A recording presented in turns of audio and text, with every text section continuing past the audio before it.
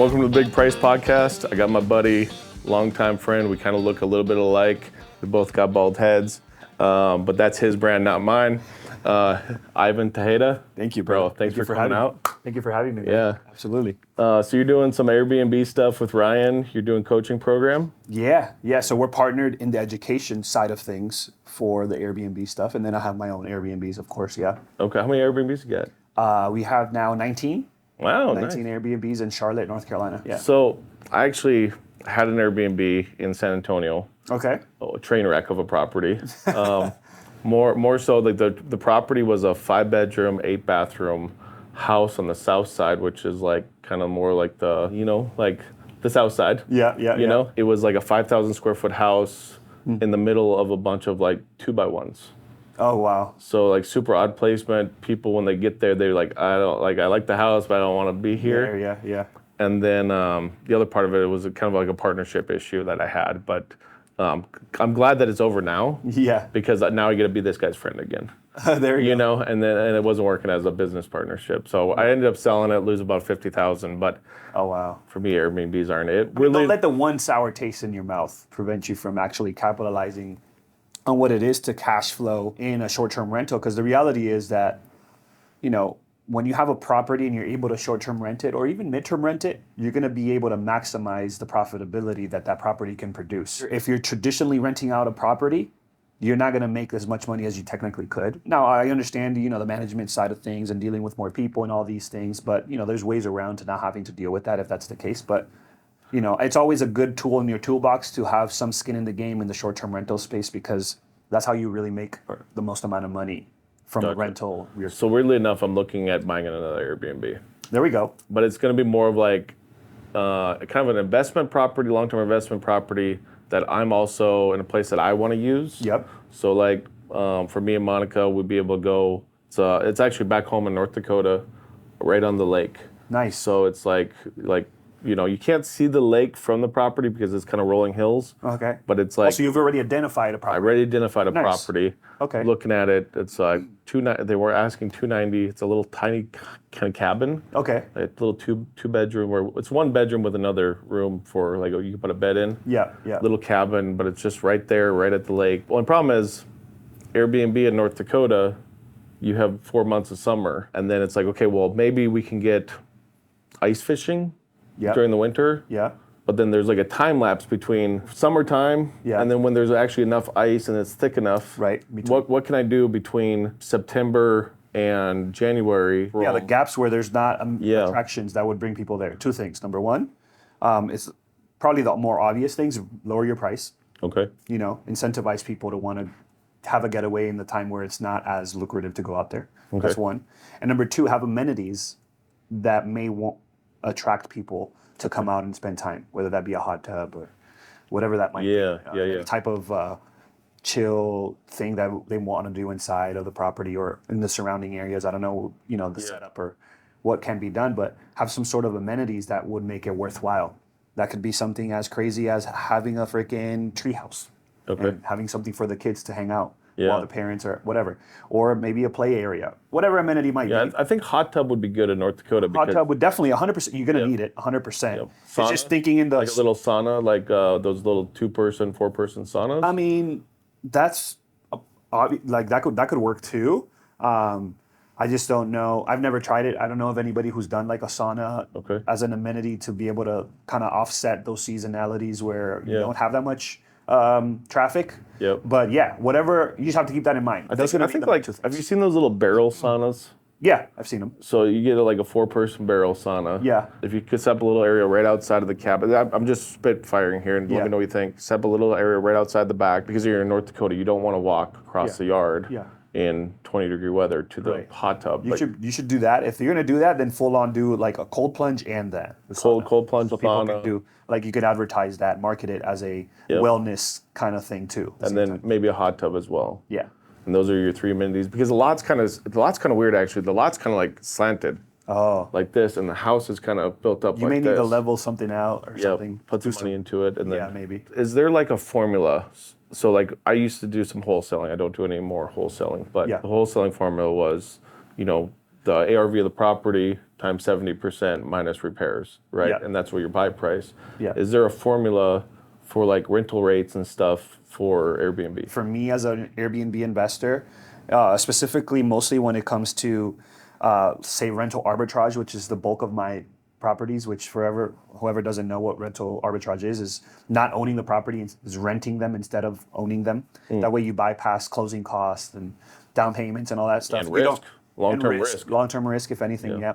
But then you don't get any of the upside too with appreciation and Long-time risk. exactly. Yeah. So you don't get it has its pros and cons. But for me, when it comes to what I look into a property, the basic rule of thumb, the easiest way to explain it is I want to make $1,000 net profit per bedroom.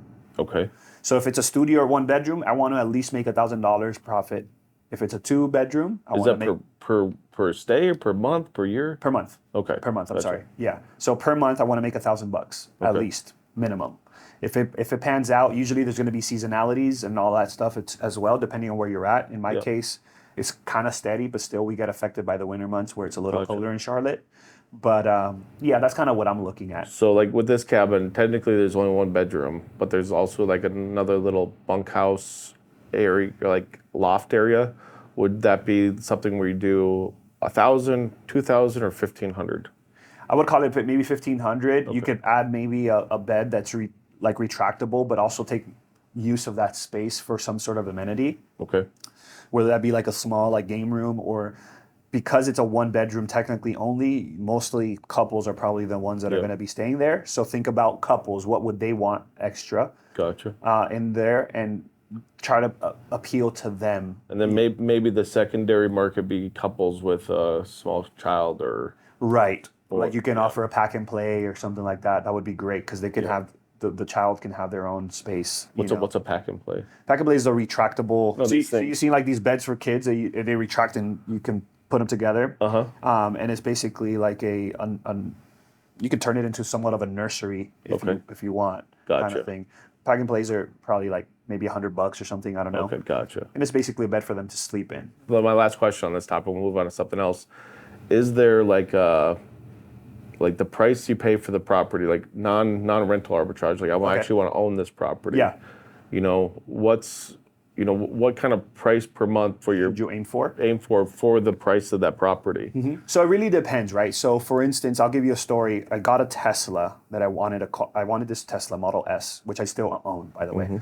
But I originally got it with the intention to rent it out on Airbnb. Not Airbnb, on Turo. Okay. Right? And really, I just wanted for it to pay for itself. I wanted to be able to rent it out enough that it paid for itself, but I didn't necessarily want it making me money. Gotcha. Yeah. I just wanted it to pay for itself so I can just basically ride a nice car That's for what free. I want. That's what I want. Right. So for someone like you, if that's your intent, then you just kind of have to see, okay, how much is my mortgage going to be, insurance, whatever, maintenance, cleaning fees and all that. What's your bottom line? And if that's really what you want, and you don't necessarily just want the traffic and it be a cash cow, then it's going to be a different ball game or a different strategy than someone who is getting it mostly for it to be producing all the time. Yeah. Right? So you'll have a little bit more of a wiggle room as far as how much you stand to make for it. And then, you would kind of have to look at the granulars of what the actual cost of your just without payments are and all of that. So it really depends. There's not necessarily a formula. It depends on your intention with the property. Okay, so couple that wants to go get an Airbnb that has great amenities like a hot tub, sauna, some stuff they like. What are they willing to pay a night? Shoot, depends. People will pay over $1,000 a night if you have justifiable reason for them to spend that kind of money. If you have an amazing view or you have a freaking beautiful sunset or sunrise and it's in a remote location and you include, champagne and you include extra services, amenities, a top tier luxury experience, you can, justify an expense like that. It really depends on what the offer is, just being realistic. However, for me, I'll increase the prices. That's interesting. I'll increase the prices as much as possible, especially in the beginning. And then as the dates get closer, you start to reduce them. And then you'll find that what the market is willing to pay for that. Because we can go in there and have high hopes. Oh, I can charge $600 a night for this place. And that could just be you as a proud owner of this asset feeling more hype about the property than what it really is, but the market might not be willing to pay for that. And the contrary is true. You might think like, oh, I think it'll rent for $150, but in reality, you've created something pretty cool that people are willing to pay more for. So the only way to really do it is kind of just testing it, working your way down to then figure out what the market is willing to pay for it. Gotcha. And then you create a baseline, and then you can adjust it based on seasonalities and all these different things as well. So I like that concept of democratizing yourself in a market. That's kind of like what I do with land. I provide services to the land. I charge a higher price than most people are paying. It's within it's within the market price for that area, but I'm selling so much faster than everybody else because I don't have any competition, right? What we can provide on land is a built out. We can sell you raw land and build it into your dream property. Right, and I can take care of that all in house. We can actually roll that into the mortgage for you. Really? So you don't have to worry about paying for that road after you close. We can actually roll that into that mortgage. Super cool. We definitely got to talk, man, because I was talking to my wife, and we've been on this, for the last maybe 2 or 3 years on this hinge of like we want to very soon, invest and buy our forever home. We've been renting since we've been married. Like we've bought properties, but investment properties. But we've been renting where we live since we've been married. We've been married 7 years. And the reason for that is because whenever we buy our home, we want it to be our forever home. Yeah. Right? That, and then obviously like financial reasons and stuff like that. But I want to, just as of recently, I'm like, I saw this guy, his name is Case. I stumbled upon him on Instagram.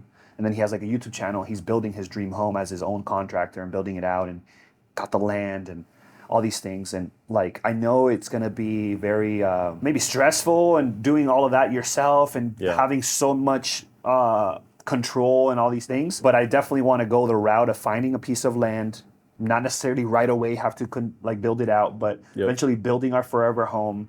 And I think it would be an amazing kind of like story to tell our kids and know that their parents built this place for them to grow in, and then eventually grandparents. You know what I'm saying? That's awesome. Eventually, hopefully, keep it in the house and where it gets passed along, and somehow structure it in a way that they can't sell it. It has to be passed down too. So just, I would say be careful with that last thing. Yeah. Coming from a ranch and coming from generational ranches, that will cause destruction in your family down the line. And that's something you're not thinking about right now, right, 100%. But will actually cause it. So like, let's think, like you were like, I want my kids to enjoy it. I want them to enjoy it. But what happens with families is you're going to have 3 kids, and then those kids are going to have 3 kids. And now the cousins and they don't talk, but who actually owns the house? And then it might still work for that 3rd generation, but then they all have 3 kids. Yeah. And now you have 24 people and you can't sell this property. And it ends up going back to the state, creates fights. That makes sense. It's a generational. So it has to be structured in a way where it would not allow for that to happen. Yep. And that's where actually royalty, like if you go back to the royalty, the firstborn gets the property, and the firstborn gets the business. Right. Because it creates that. It's a known thing. It's a known thing. The firstborn gets it. The firstborn gets it. The firstborn gets it. The firstborn gets it. It goes down a lineage. Yeah. Okay. Right. But what a lot of people do like that, it's good intentions. I want my family to enjoy it, but it creates division in the family down the road. I can see that happening. Okay, so I'll just sell off and just split the money. Yeah, well, and you can, like, so my dad hates when I talk about this, but it's real. They farm about 5,000 acres, and they raise about 1,500 head of cattle every year. Wow. So it's a nice like a nice ranch, farm and ranch amazing. Operation. He hates it because he's like, I don't want any notoriety. I don't want people to come after me. Right. Like if you start talking about it, they might come at me. Yeah.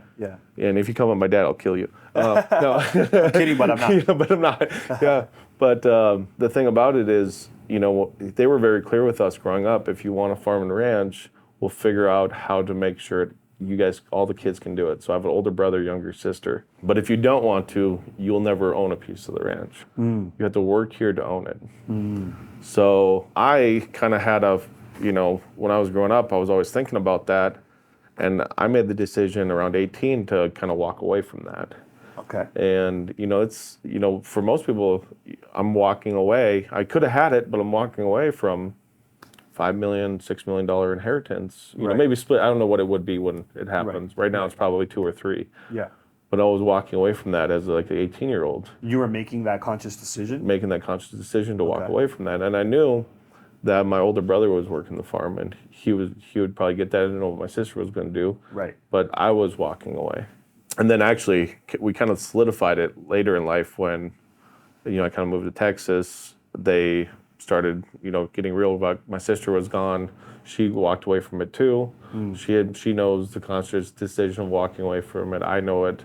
My brother knows that he's going to inherit the whole property. And good on my brother, he just wanted to solidify that, hey, just in case something happens, let's make sure this is in stone. So at that time, my parents came to me and they're like, hey, we know that you don't want to farm, but we just want to ask if there's any indication that you would want to do this now, and you have to do it now, Yeah. like, or you're out. Yeah. And I was like, I understand. I've made my decision. I'll walk away. I don't close it and get it all. And they're like, okay, well, you know, we'll leave you, you know, something. Yeah. But not, it won't be the land. It won't be the cattle. It won't be the farm. Like, Yeah. And after we pass away, Cole might need time to give you that thing, whatever that is, right? Right. And you're gonna have to let them do that. And they actually put in a clause in it to prevent the family fighting that says anybody that fights the process after we die gets nothing. Wow. And that can even include my brother. So anybody that fights this process gets nothing. And that, it's more of like a long-term family. Keep the family together. Yeah. Don't worry about who gets what. Right. Sorry, I've been talking forever. No, I love that. No, I love to hear those stories because we never think about those kind of things anyways. Like, especially in Hispanic culture, we're not, it's kind of like that thing that you know is going to happen. Everybody's going to die, but you try not to even talk about it because it's a taboo and it's like, you don't want to bring the energy down and all these things. But I think it's super important to bring those types of conversations. At the end of the day, you know, if you don't take those actions in those times, then there is the room for, you know, things to not go the right way and people to fight and all these different things. But I love that, man. I'm gonna take that also. But what made you? And I know it's like you're supposed to be asking me, but I'm curious, like what made you like? Welcome to you. Thanks for having me on your podcast. Exactly. But what made you like back away from that inheritance? Is it like you didn't want to work the farm? Yeah, so growing up, you know, I was always wanted to be more social. And we live 20 miles outside of a 1,500 person town. Oh, okay. Right? Like there's not a whole lot of sociability anyways, but the little bit I wasn't able to have. Like my parents told me like, you can do one sport in high school, right? Pick your sport because the money it takes for us to send you there isn't money we have anyways. We want you to do one, but my dad didn't want us to do any, but my mom wanted us to do all of them, so they kind of compromised on that. So you were just for too far away from civilization almost. Right? Yeah, we were out and, you know, in snow in North Dakota, like it all takes money. You drive a pickup into town, or take the bus. If you're in a sport, you got to take the pickup and drive, or your brother has to drive, or we have to come pick you up. Yeah, it's a hassle. It's a hassle. Yeah. And it's, you know, and that time my parents were still growing the farm, so, you know, you can't grow if all the money's going out the door. Right. So I understood now, but back then I was like, man, like I don't have a life, and I wanted to have a life. And that was the problem. Like even, so my friends, all my friends, I was the only really farm kid in the town. It was a power plant town. So all my friends' parents worked at the power plant. They made good money. They came home at 4 o'clock. My friends got to do stuff. Yeah. Farm life, you work all the time. There is no coming home from work. Oh, wow. You live on the farm. You work the farm. You work the cattle. You work, Yeah. you know, 12 hours a day, every day. Wow. There's no such thing as a Sunday and Saturday, Oh, wow. you know, for most people. So just a different life. Yeah. And I didn't want that life for myself. And that's why I made that decision. Funny thing is now, though, like I'm getting back into ranching myself. Yeah. Like I'm starting. Full circle moment. Yeah, I'm starting a little, like my 27-acre property I'm keeping out of the ranch. Yeah. Has a house on it, and I'm fencing it in, building grass. That's so cool. And I'm going to do goats because it just makes more sense than cattle for that property. But yeah, so like full circle. But what I loved about Dad, looking back on it, Dad and Mom telling me that, is it gave me the push not to sit back and wait for an inheritance. Yeah. but I'm walking away from this. Yeah. Walking away from You have clear expectations. $5 million. If I'm gonna walk away from it, well, then I need to become worth $5 million. Right. So that's kind of gave me the entrepreneurial push. Right. And now where I'm at, for a while there, I was like, man, I probably screwed up. My life wasn't anything. Didn't have kids, didn't have a wife or anything. Yeah. And I was like, I screwed up. I should stay at the ranch. Yeah. Now I'm kind of getting to the point where I'm like, Dad's like, I don't want you coming back and trying to fight your brother for this. You won't get anything. I'm like, Dad, I don't even care about it. I'm gonna have more than my brother when you pass away. Like, I won't need to fight about it. Right. Like, I think they think I'm joking, but this is actually one of my probably goals. And if my brother's listening, like, sorry, this is just one of my goals. I want to buy all the land surrounding the farm. So like, For what? Just on land ownership, just to have it. It's long. But why there? Because with land, the really only way that kind of land makes any revenue is if you rent it to a farmer. Okay. Well, guess who I can rent it to? My It's brother. your brother. Right, and he's willing to pay premium prices for it because it's right next to him. Yeah. So I could really do that to anybody, but it's kind of like a guarantee that he'll rent it from me if I give him good prices. But Would you also say it's also like from a egotistical standpoint, like to yeah, stick it to kind of stick it back to my brother, and then which is funny too. Like he's put in the time, he's put in the investment into his life. He's there, he's working, he's taking the risk. Right. Right. You deserve so if after my parents die, he wants to sell, he can turn around and sell the whole farm and ranch and cash out. Right. Right. But it's a little bit bitter, like if he would do that. But at the same time, he also put in the work to do that, right? Yeah. But if I can get all the land around him, farmers want to buy the land next to him. But if I'm the only one next to him, I might be able to get it for a better deal. That's And it's funny because it would be really funny if later in life, whatever happens, I hope my brother the most success. Like I hope it gets passed down to generations. But if it ever came to the point that he decided to sell the ranch to me, and you'd be interested in buying it? 100%, I would buy it. Okay, but you wouldn't work it. I wouldn't work it. I would just rent the land out, or maybe times change. We work it. Maybe me and Monica have kids one day, or whatever, and we decide that's the best option. But I would just like to own it, just for the simple fact of I walked away and then got it back. Right. It's also like you're bought back your time, and I know we're about to see Dan Martell in a little bit, but in essence, by you backing away from that guaranteed money, you allowed to uncap your potential. You go out to the marketplace and produce something that would potentially, if you do the right things, make the right moves, make the right decisions, do the right investments, could potentially be greater than that. Exactly. And you also have the sociability and ability to meet other people outside of your I got everything circle. I wanted. Right, kind of thing. Right. You got all things. You're doing some podcasts. Yeah. Kind of inspired me to do my podcast. Oh, no way. Yeah. So I've just seen all my friends, the people that I respect, kind of starting to do a podcast. I'm like, I just need to do like a 30-minute podcast, right? Yeah. Something simple. But what I really like about one of the things you're doing is you're doing it with your wife, and then you're bringing in other couples. Yeah. How has that changed your relationship, and like how for the better? Has it helped you guys? Has it created more stress? Like, because I'm kind of thinking about maybe asking Monica to do something like that with me. Yeah. So what are the pros and cons? It does add another thing to a relationship, right? Ever since we got married, we've always had a heart to help other couples. That's always been like our thing. Mm-hmm. Even to the point where we were just a couple months married, and we started a YouTube channel way back when. You could probably find it on the internet. But, we were young, still didn't have really much experience in marriage to help anybody. But we were trying to create videos to help people through the dating process that will eventually lead to marriage. Gotcha. So we've always had this thing for helping people in their relationships. So, just, not too long ago, for a while, we've been praying about somehow bringing that back in some iteration. Now me and doing business, it was taking too much, more time. And I remember back then we were doing the YouTube videos and all of that. It did bring somewhat of at times a negative vibe, because now it's like, oh no, we should talk about this, and there's more decisions to be made, and who has the final decision, and if we're doing this together, we should each have a say in, all these things. So it just brings another element into the relationship that unless you have a strong relationship already, I don't think it would work. Like for instance, I don't know if you've heard, but Grant Cardone and Elena Cardone, they tried doing a podcast together, and it didn't work out.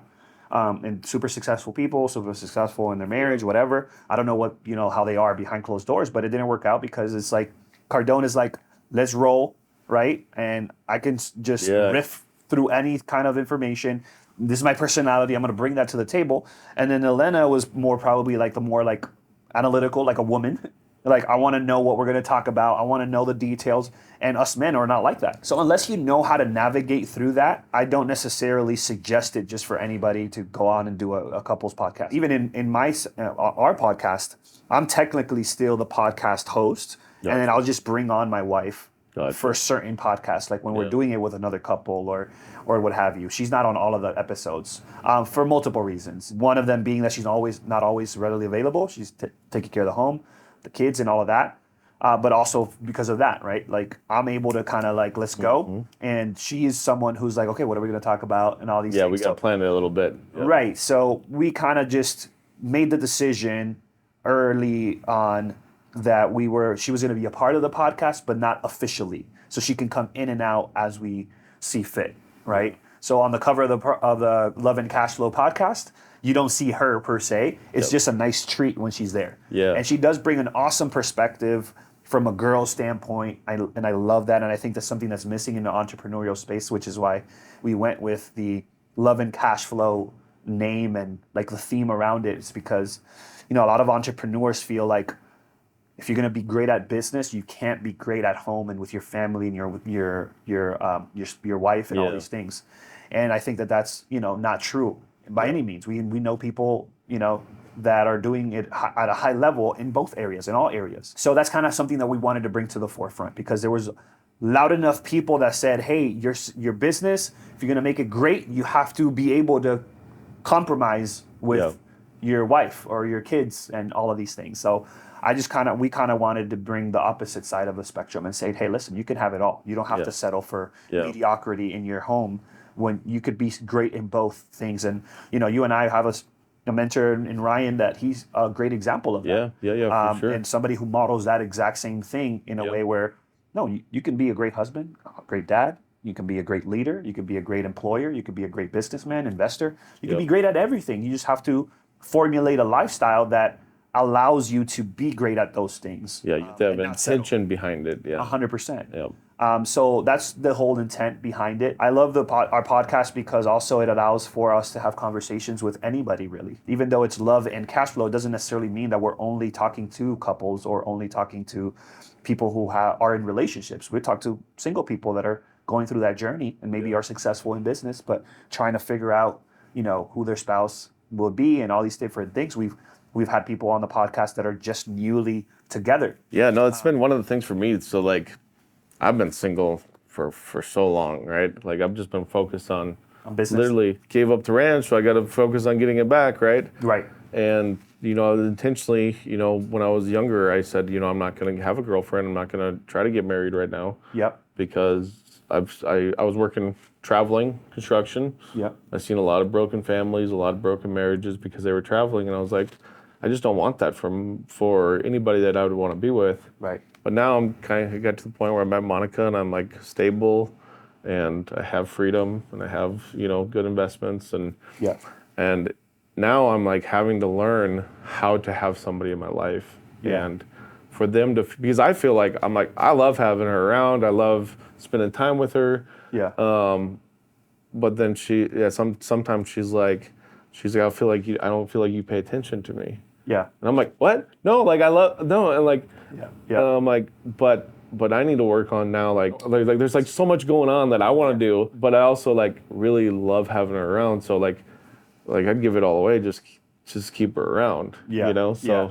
It's really intentionality, really. It boils down to, especially in the beginning phases, it's about understanding what her love language is. Sounds like it could be quality time for her. She just wants quality time. That's definitely it. Words of affirmation, wanting to be seen, and just having, if that's a priority in your life, you have to make sure that your life reflects that that's a priority. Setting time aside for date night, setting time aside to close the office, whether that's in here or like physically, Yeah. you know, during the weekends or whatever structure it is that you have, and make a commitment to her and make sure that she's okay with it. Because what you don't want is spend all this time, months, years, people at a time. Like sometimes some people actually get married and then they still haven't figured out, and that's their promise to be able to get better. But I think that in this time of when you're building the foundations of a meaningful relationship, and a relationship that should be long lasting, it's having that clarity on both ends and what each one's expectations are in that relationship. Awesome. Because if you don't have those set, what is going to happen, especially from our perspective as men, they're going to assume that we know.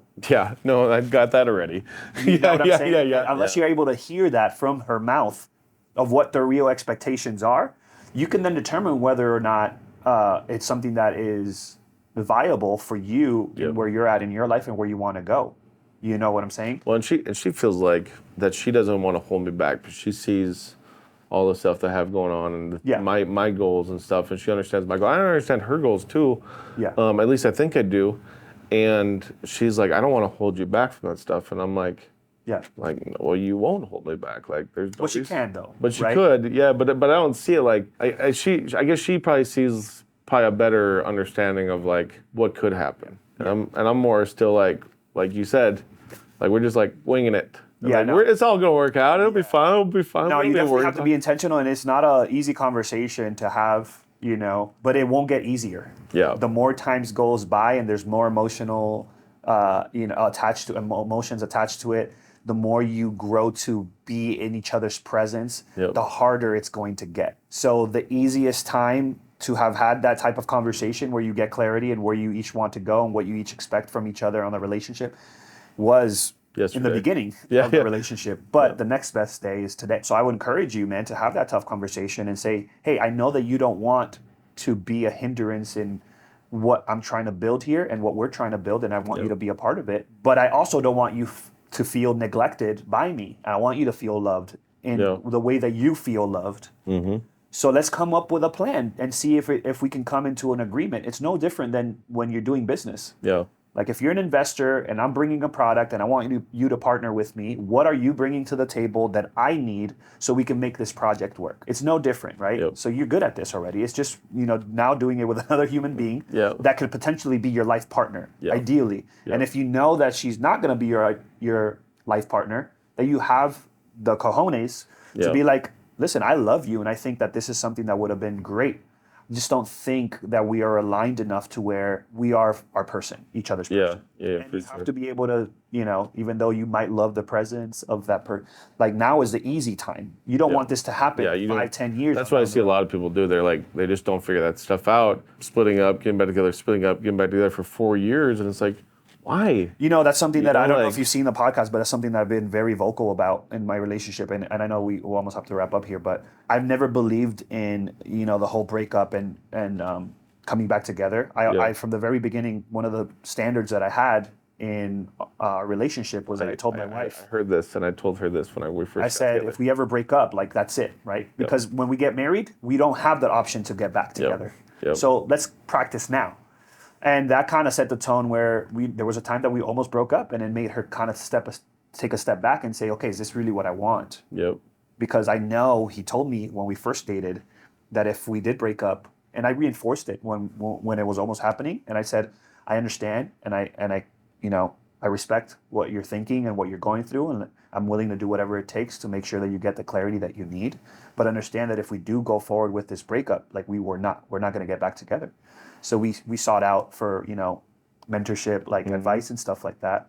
And, here we are, I actually heard you say that, like, I don't know if it was on your podcast or a reel or something. Yeah, it was on a podcast with Ryan and Mindy, I think. Okay, so it might have been even a reel, because I don't think I watched one with Ryan.